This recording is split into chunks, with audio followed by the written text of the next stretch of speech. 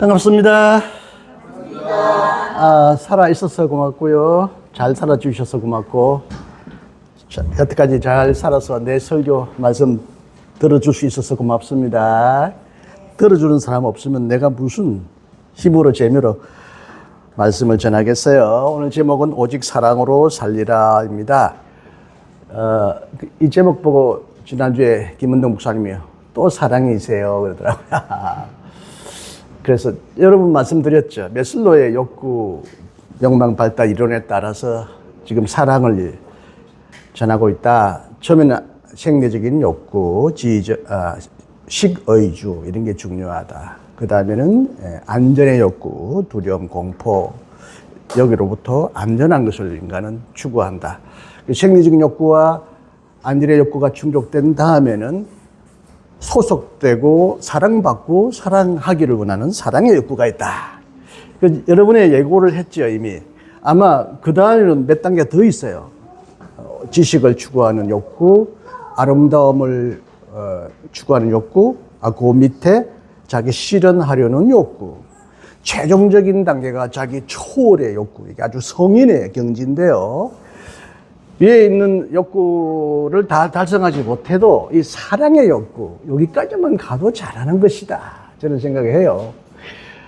그래서 여러분에게 말씀드렸죠. 아마 평생 이 사랑 가지고 여러분에게 말씀을 전할지도 모르겠다 그랬는데, 올해도 다른 쪽으로 갈까 하다가 아니다. 사랑 욕구가 중요하니까 더 이걸로 하자라고 마음을 먹었습니다. 그래서 고민하다가 오늘 함께 읽은 마태복음 25장의 본문을 중심으로 오직 사랑으로 살리라는 제목으로 말씀을 풀이하려고 합니다.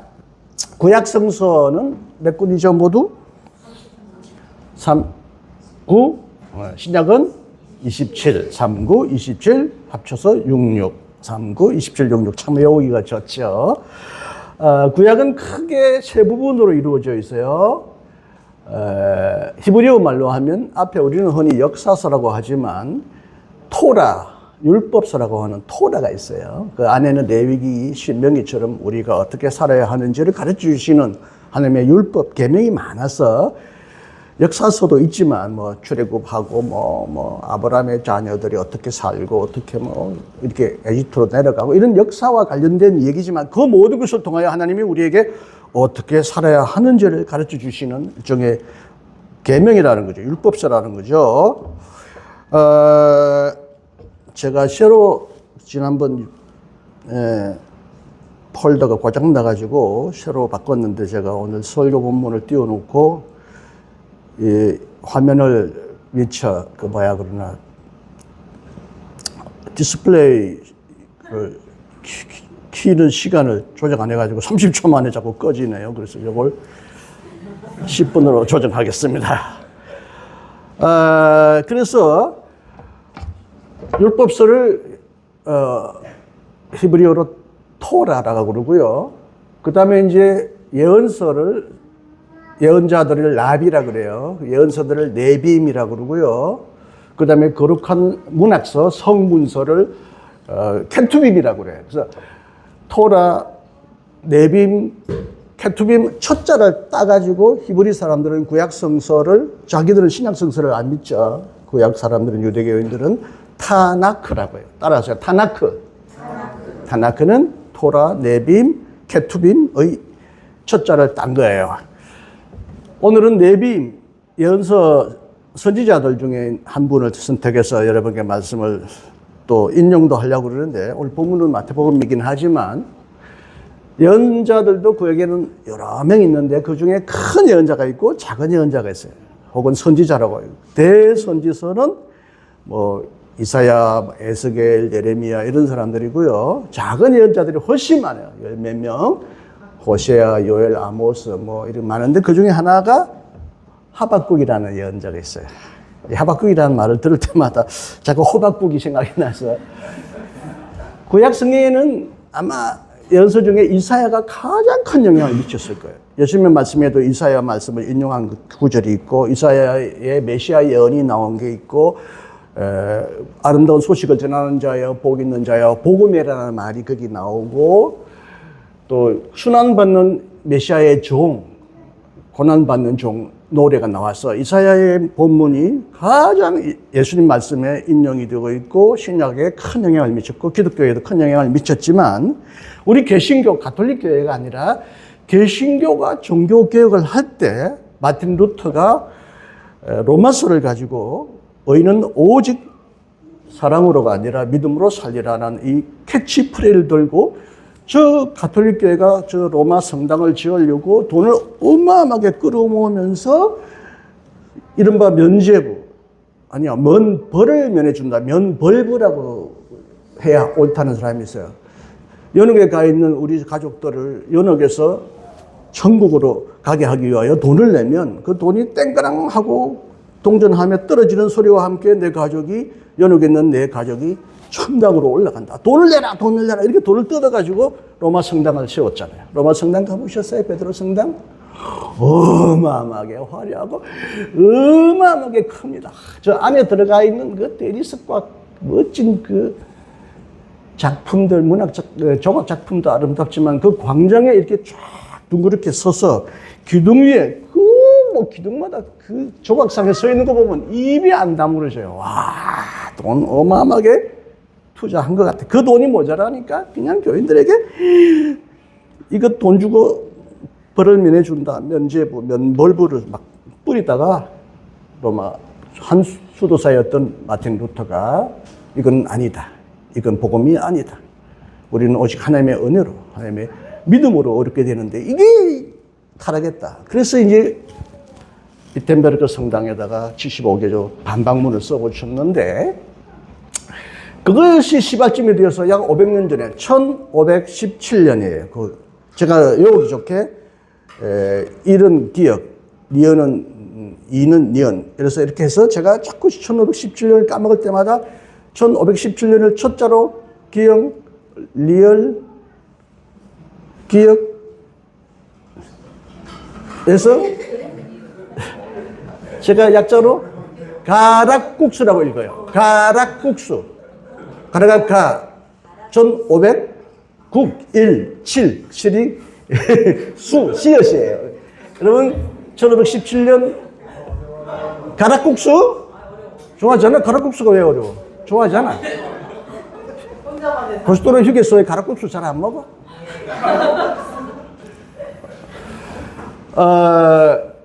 로마서의 의인은 오직 믿음으로 살리라는 이 말씀을 탁 붙들고 루터가 막 자기도 고행을 하고 막 자기 죄를 면해 달라고 하나님께 숱한 고행을 했어요.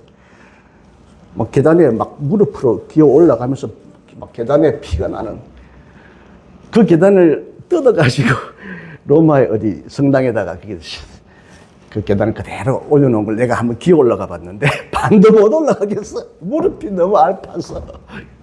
나무가 아니고 나무 그 당시 계단이었는데 도저히 못 올라가. 그걸 올라가고 내려가면서 고행을 하고 하나님께 헌금을 바쳐야 하나님의 분노, 진노를 면한다. 이런 공포감 속에 살다가 하나님은 오직 은혜로 우리를 사랑하시고 용서하신다.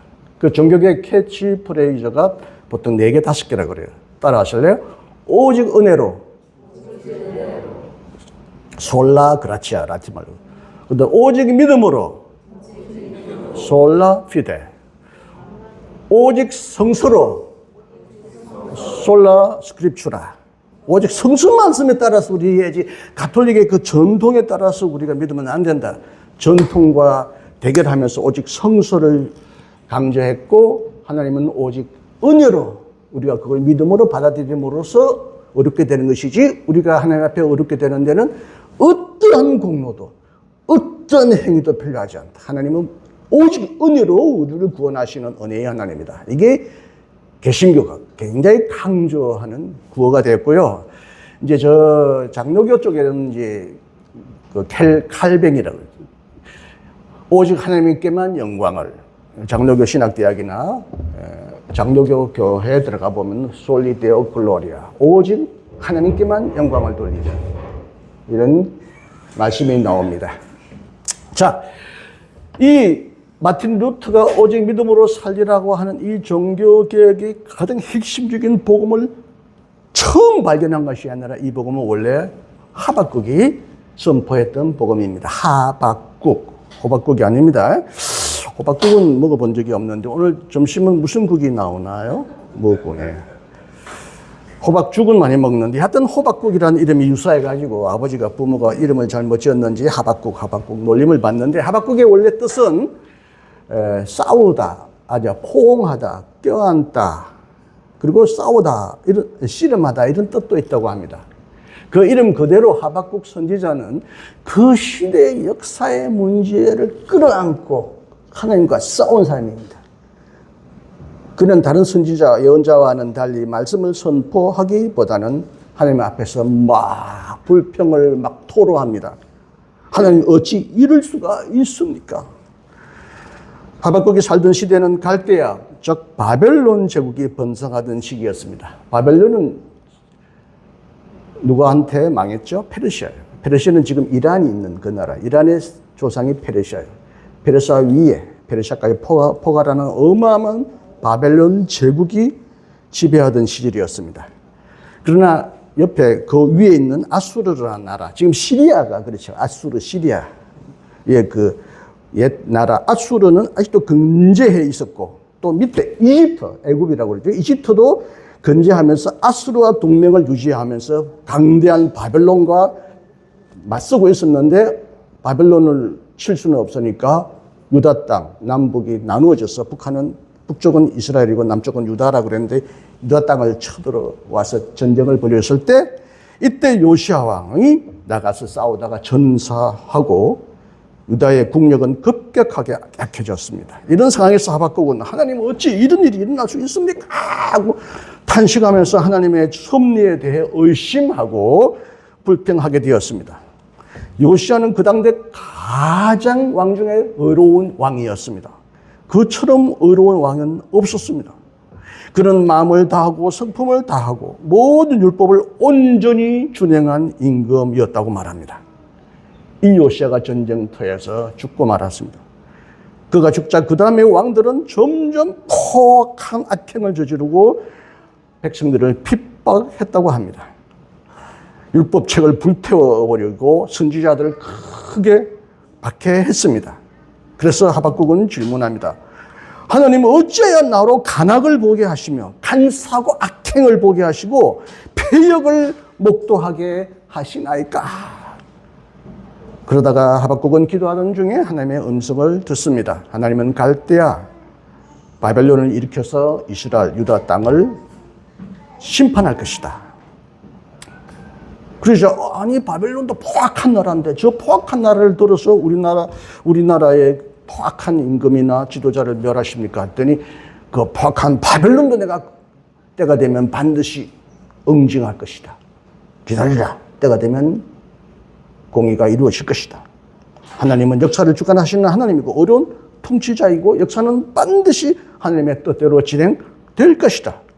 그러므로 이 공의의 하나님, 신실하신 하나님의 통치를 믿고 신실한 마음으로, 믿음이란 말이 신실함이란 뜻입니다.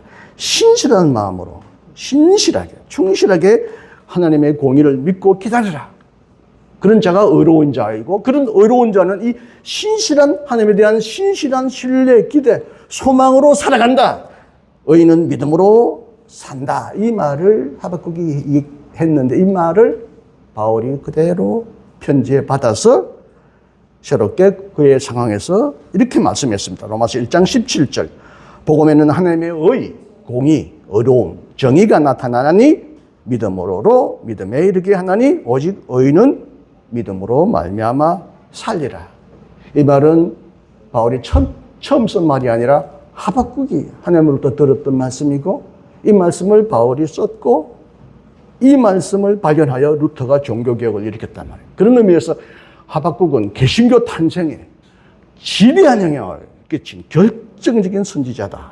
그래서 여러분 하박국을 사랑하시고 호박국이라고 자꾸 놀리지 마세요. 의인은 믿음으로 말미암아 산다는 말이 무슨 뜻입니까? 믿음으로 사는 자가 곧 의로운 자다. 의인이라는 말이고요. 의인은 믿음으로 살고 믿음으로 사는 자가 곧 의인이라는 뜻입니다. 그런데 많은 분들은 모릅니다. 믿음으로 산다는데 그럼 뭘 믿으란 말이에요? 뭘 믿는 게 의인이란 말이에요. 뭘 믿어야 어렵게 된다는 말이냐 하는 면에서는 오늘날 많은 그리스도인들이 정확한 정답을 알지 못하고 헷갈려하고 혼돈에 빠져 있어요. 이게 종교개혁 500년 동안 목사님들은 믿음으로 우리는 어렵게 된다. 공로로 어렵게 되고 내 행위로 하나님께 어렵게 되는 게 아니다. 오직 하나님의 은혜를 믿음으로 받아들임으로써 우리는 하나님 앞에 설 수 있다.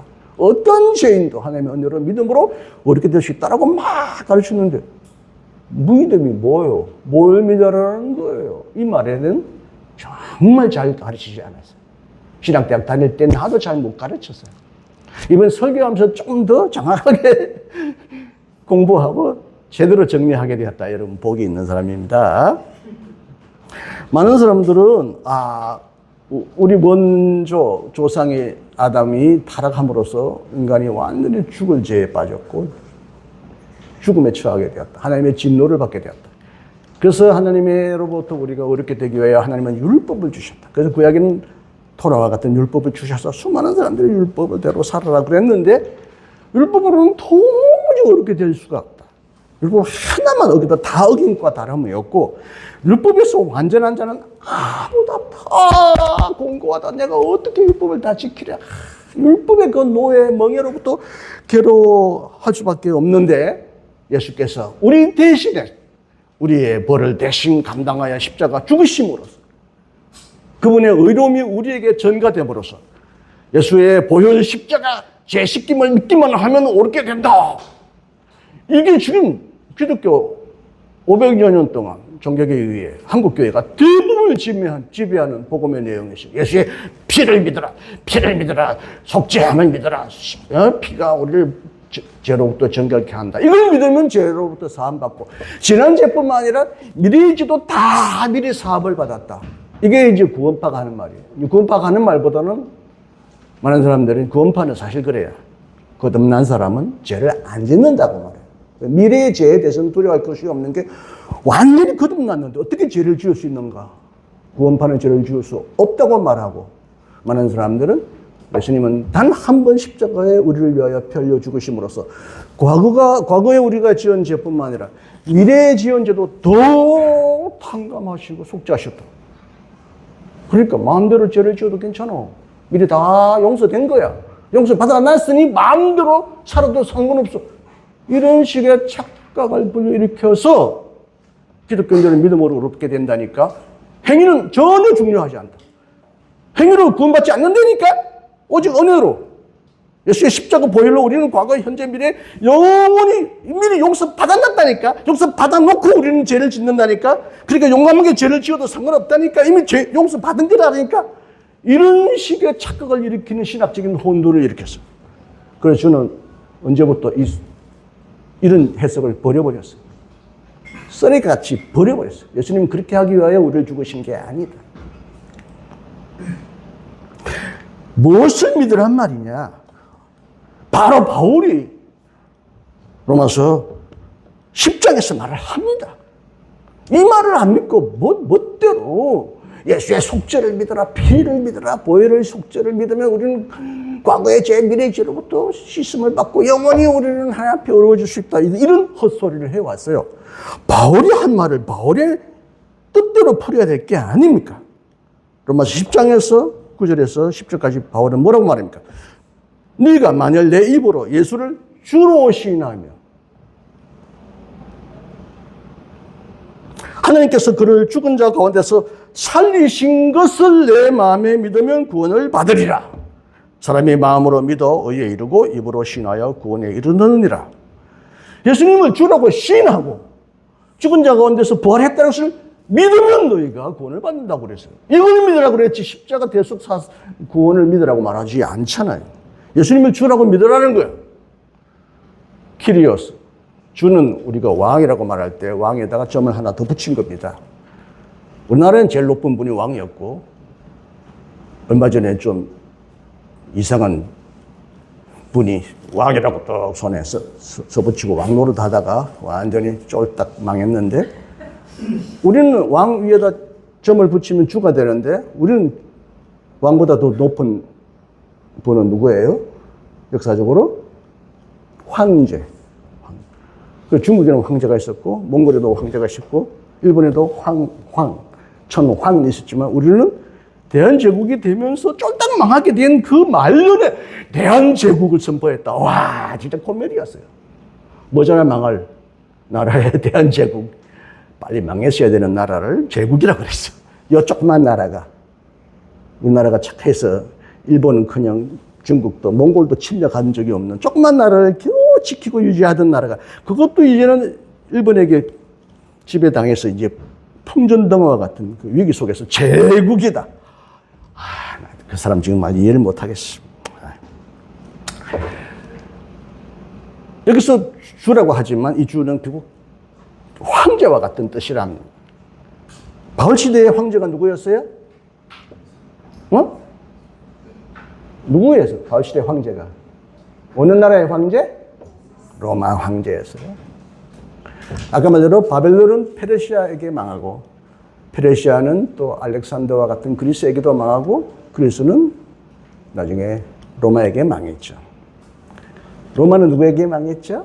나중에 게르만 민족에게 망했잖아요. 나중에.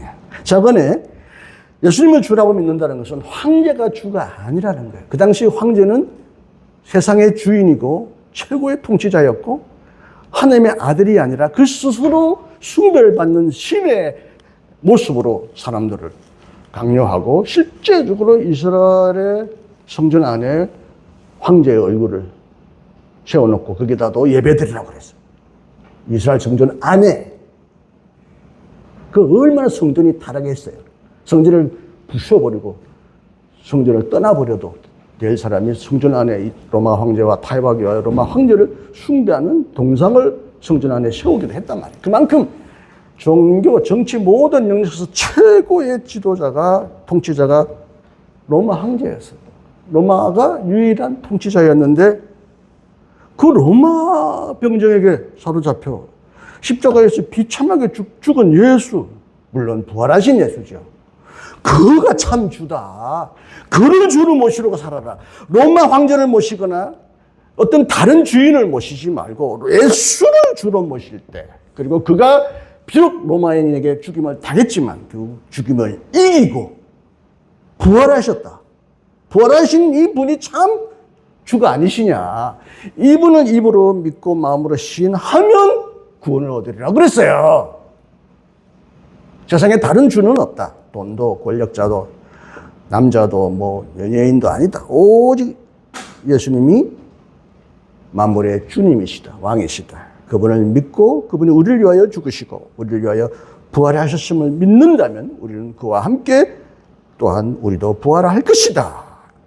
예수의 주권과 부활을 믿는 자에게 구원이 주어진다고 말씀하십니다.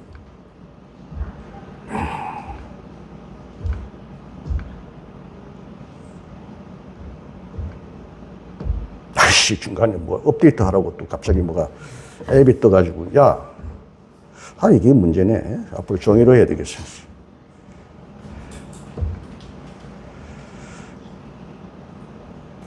나가라. 업데이트 하라고 자꾸 강요하네. 죄송합니다. 앞으로 종이로 해야 되겠어. 이런 일이 사고 날 줄 몰랐네. 예, 이제 떴습니다. 자, 예수의 주권과 주되심과 왕되심과 부활을 믿는 자가 어렵다고 인정을 받고 구원을 받는다고 바울은 말합니다. 흔히 말하듯이 아까 말대로 예수님의 대속을 믿음으로서가 아니라 예수가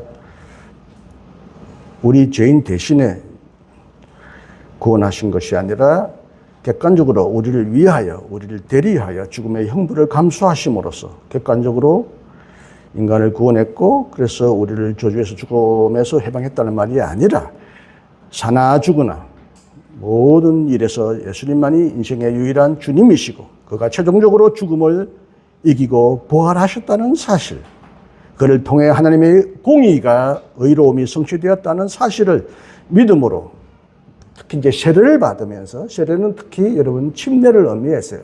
물속에 들어간다는 것은 예수님과 함께 죽는다는 것을 말합니다. 그래서 침례교회가 침례를 강조합니다. 우리도 사실 침례 받는 게 원칙이에요. 침례 받기가 어려우니까 옛날에 그 오래된 성당에 보면 항상 뒤에 침례 받는 물 두덩이가 있었어요.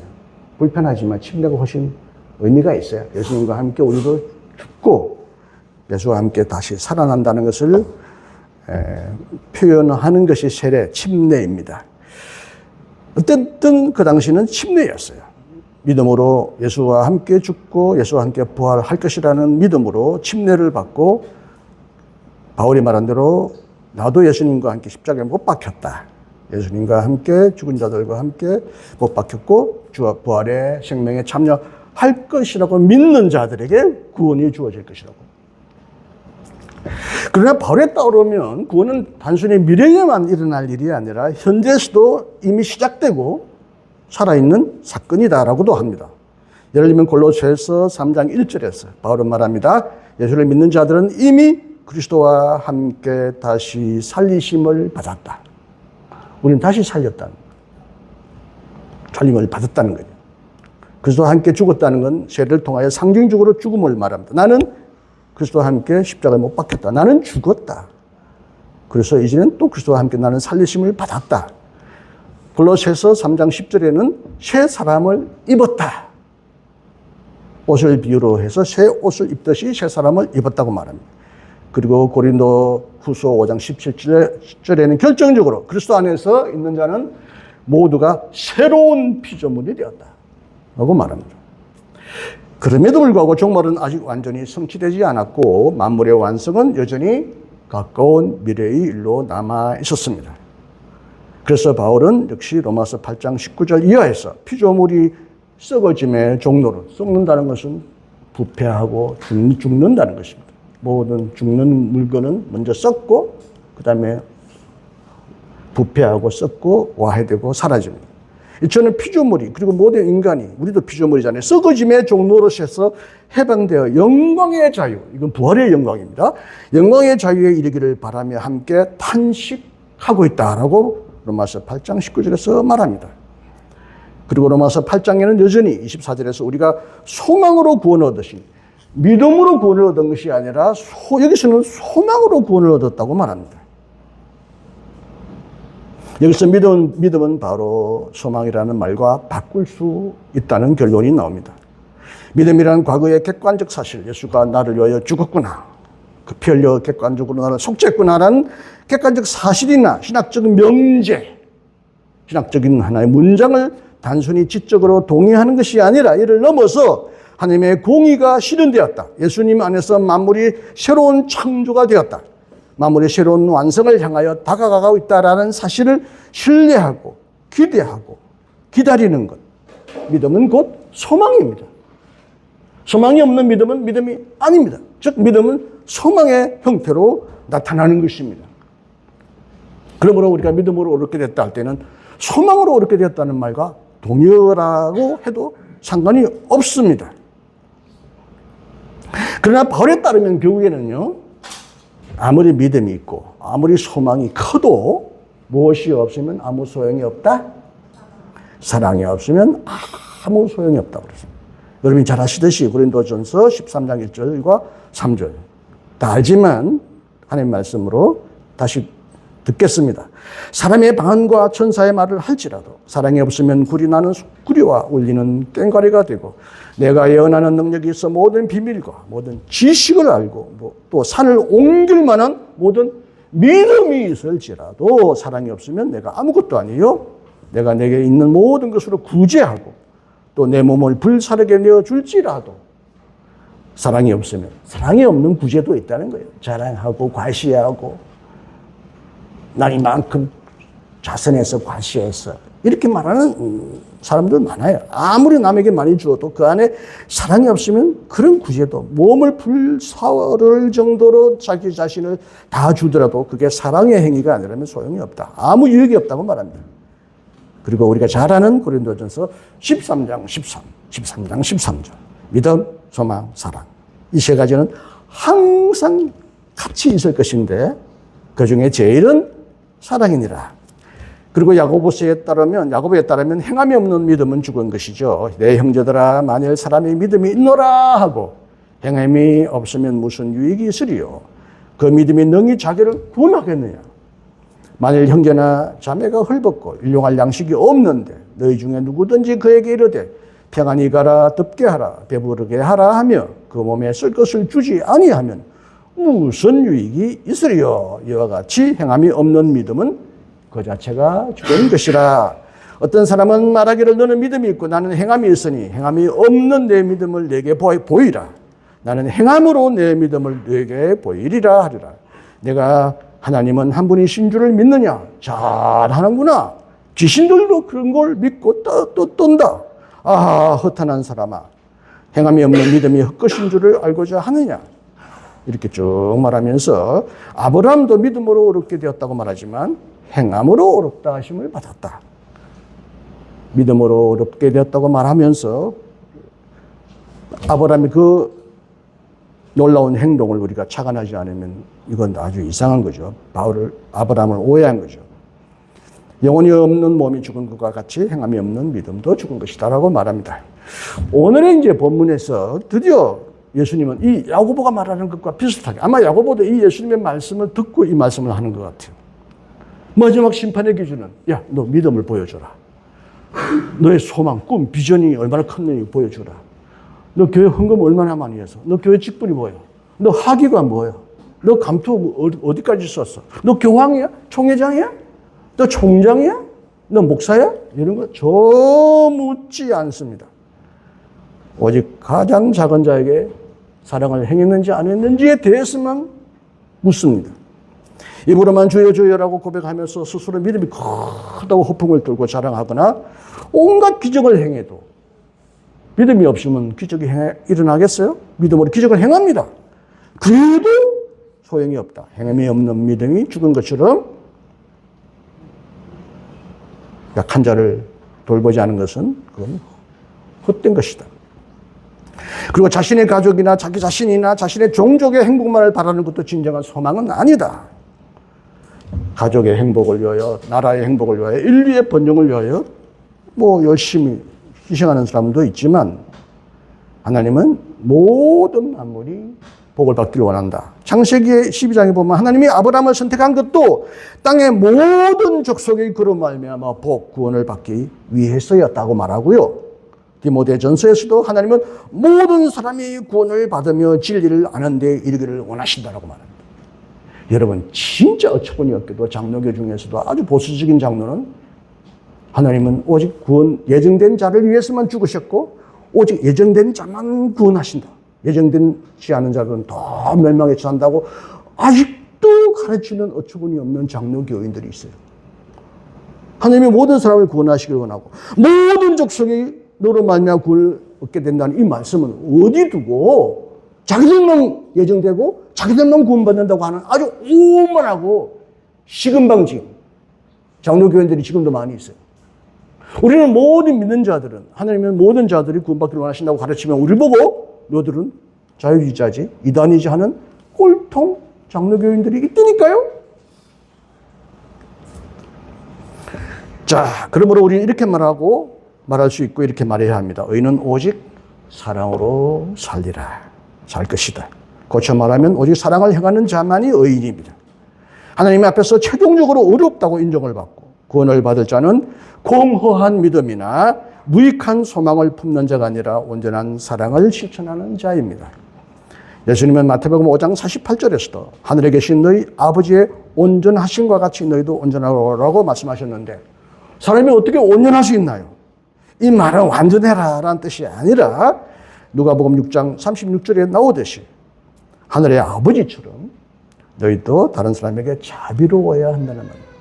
하늘의 아버지. 우리 오늘 주기도문에도 아버지라고 말을 했는데 이 아버지는 많은 사람들에게 거부 반응을 주는 건 사실이에요. 아버지에게 너무 학대받거나 포악한 아버지를 만난 사람은 하나님을 아버지라고 부르기 어려워요. 성경에 나오는 아버지는 그런 아버지가 아니에요. 도저히 그런 아버지로서는 아버지 하나님을 이해할 수 없다면 저는 하나님을 어머니라고 부르라고도 저는 말합니다. 자비로운 어머니. 그러나 한마디로 말하면 어머니처럼 자비로운 하늘의 아버지입니다. 하나님 아버지라고 할 때는 가부장주의적인 남성 우월적인 사고를 빼버리고 어머니처럼 자비로운 하늘의 아버지라고 여러분 생각하면서 주기도문을 외워야 합니다. 그렇지 않으면 정말 착각하는 셈이 됩니다. 누가복음 6장 36절에도 너희 아버지의 자비하신 같이 너희도 자비하라. 우리가 온전하게 산다는 것은 완전 무결하게 아무런 죄를 짓지 않고 의롭게 살 수 있다는 뜻이 아니라 자비로운 사람, 모든 사람에게 자비로운 사람, 특히 사회적인 약자들에게 자비로운 사람이 되는 사람이 온전한 사람입니다. 우리 성결교회를 창설한 요한 웨슬리가 바로 이 본문에 근거하여 우리가 그리스도인으로서 온전한 그리스도인이 될 수 있는데, 이것은 우리가 완전한 실수하지 않는 그런 사람이 아니라 사랑의 사람, 완전한 사랑으로 사는 사람이 우리는 하나님 앞에 완전한 사람이 될 수 있다. 이게 성결한 사람이다. 이것이 성화된 사람의 특징이라고 말했습니다. 그런 의미에서 사랑, 특히 너그러운 사랑, 너그러운 자비만이 우리를 마지막 심판대에서 살려주게 될 것입니다. 그러므로 오늘 우리는 믿음으로 살리라는 말씀에, 소망으로 살리라는 말씀에 다가 사랑으로 살리라고 덧붙인 것이 아니라 이 모든 것이 사랑이 아니면 아무 소용이 없다. 모든 것은 오직 사랑으로 통하고 사랑으로 집약된다. 오직 사랑으로 의인은 살리라라고 말해야 하고 말할 수 있다는 것입니다. 그리고 의인은 오직 사랑으로 살 것이다라고 하는 미래형 구원에 대한 선포만이 아니라 우리의 다짐이기도 해야 합니다. 그래, 나는 오직 사랑으로 살 것이다. 살리라. 나는 오직 사랑으로만 살아갈리라. 라고 하는 결심과 그런 소망이 되어야 할 것입니다. 바울이 말한 대로 다른 것은 믿음도 지식도 소망도 다 떨어질 수 있고 떨어집니다. 내가 쌓았던 모든 공적과 재산과 모든 학식, 모든 것은 다 헤어지고 낡아지고 사라지고 없어져도 오직 사랑만은 영원히 남아 우리를 행복하게 할 것이고, 오직 사랑만이 우리를 영원히 축복할 것이고, 오직 사랑으로 우리를 하나님은 구원하셨듯이 오직 사랑하는 자만이 이 땅에서 구원을 경험하고 체험할 것입니다. 마지막으로 안 할까 하다가 이 말씀을 합니다. 죽기 전에 사람이 가장 많이 크게 후회하는 건 돈을 더 벌걸, 학위를 좀 딸걸, 좀 더 높은 감투를 내가 쓸걸, 이게 아니었다고 합니다. 더 많이 사랑을 받고 살았어야 되는데 사랑을 못 받았어. 그게 아니랍니다. 죽기 전에 가장 후회하는 건 왜 내가 용서하지 못했지? 왜 미안하다고 말하지 못했지? 왜 고맙다고 말하지 못했지? 왜 사랑한다고 말하지 못했지? 이게 죽기 전에 가장 후회한다고 해요. 죽기 전에 사람이 자기가 쌓아놓은 재산과 학식과 업적이 자기에게 무슨 소용이 있나요? 하나님 앞에 갔을 때 하나님은 그걸 묻지 않고 너는 사랑했나? 이것만을 묻는다는 거예요. 천국은 사랑으로만 충만한 것이기 때문에 사랑하는 자만이 천국에 들어갈 수 있는 자격을 얻는다는 것이에요. 죽기 전에 후회하지 말고 살아있을 때 사랑으로 사시고, 사랑하는 것을 위하여 사시고, 사랑으로 행복하시고,